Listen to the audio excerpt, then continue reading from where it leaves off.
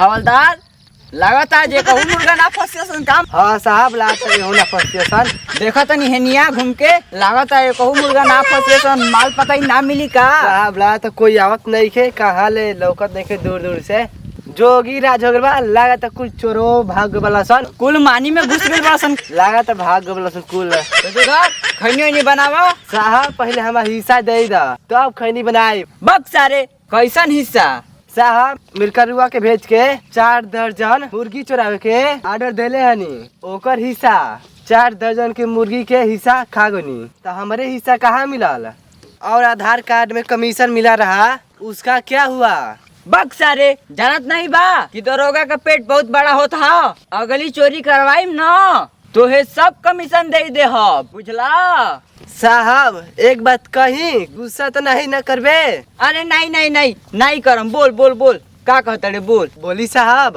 बोला साहब आपका तनख्वाह कितना बा महीना का? ये 50-55 हजार महीना का है। साहब हमार कितना है? तोहार तनख्वाह 10,000 है। साहब रोज खैनी हमसे मांग के खाता हुआ, शर्म नहीं आता?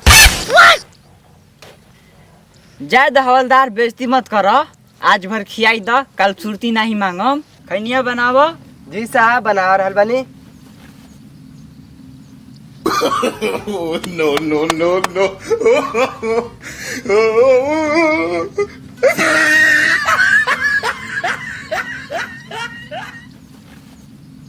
देखो कि हुआ हुआ था कि ना हवलदार। अरे साहब साहब देखो कौन प्राणी आवता। कहाँ हो? देखो देखो है। अरे ई कौन जीव आवता? इधर अच्छा कि शैतान हो? देखो देखो कौन आवत हो।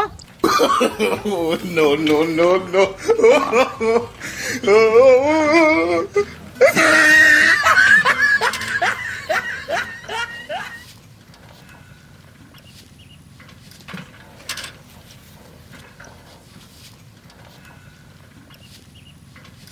हा।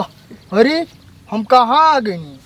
मदोदरी नहीं लौका था, हाई सब चिरकुट जैसे लौका था। हवलदार ई का चीज हो? ऐसा अजीब गरीब हमको वो देखल ही ना रहनी हो। आदमी हो कीड़ा अच्छा हो। पता ना साहब इलाका तो ऊपर से जीव आइल बा। no, no, no, no.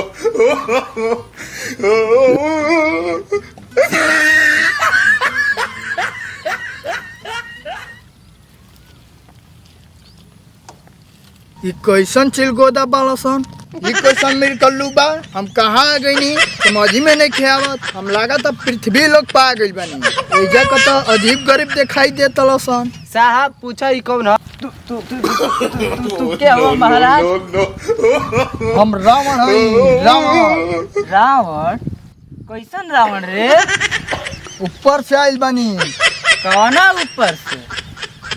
नहीं खा जाना ना मदोदरी के खोज में सर्वलोक से पृथ्वी लोक पर आइल बानी। रावण मंदोदरी कौन? हम मेहरारू ही है।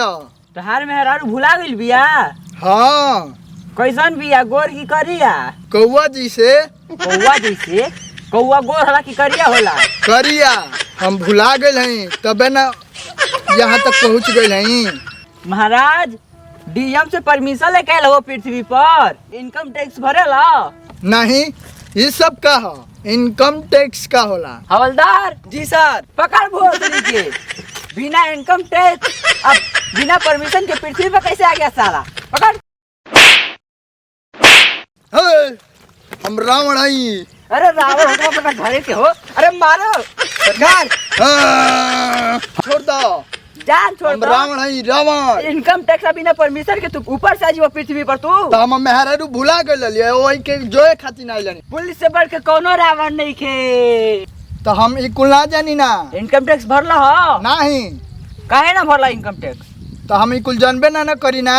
काहे का रावण तू? रावण हो खबर घरे के रावण हो खबर। जान तो कहा तू तो खाली हथियार चलैले हो खबर ऐसे करके।